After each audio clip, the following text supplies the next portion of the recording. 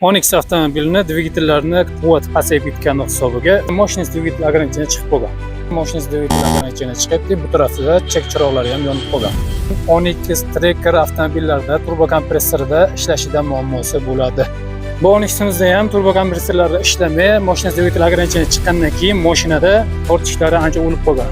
Diagnostika qilgan vaqtida 0237 0236 diagnostika qilgan vaqtlarida shu ошибка chiqsa, buni asosiy sababi mashinani farasini kuchaytirish uchun LED lampochkalar qo'yilgan. LED lampochka qo'yilgandan keyin mashina dvigatel ограничение chiqib qolgan. LED lampochka o'rnatgandan keyin biroz vaqt o'tgandan keyin именно mana shu ошибка berib qoladi. Mana shu narsasiga ko'pchilik ustalar ham e'tibor bermaydi, shofirlar ham e'tibor bermaydi. Datchiklari yoki turbo kompressorlarda muammo yo'q, faqatgina farasiga qo'yilgan lampasidan bo'ladi. Iloji boricha o'zini aytilgan lampochkasini qo'ysa, turbo kompressorga muammo qilmaydi. Nima uchun LED lampochka qo'yilganda turbo kompressorga muammo beradi?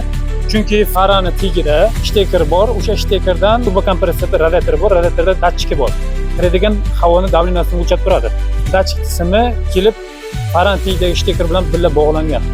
Shuni hisobiga ichida diodlari kuygandan keyin turbo kompressorda datchikiga pamir berib yuboradi. Shunaqa xizmat har doimgidek aniq tashxis bilan diagnoz qo'yish bo'yicha Zav avtomasterga bizga murojaat qilsangiz, sifatli shu bilan birgalikda garantiyali qilib bitkazib beramiz.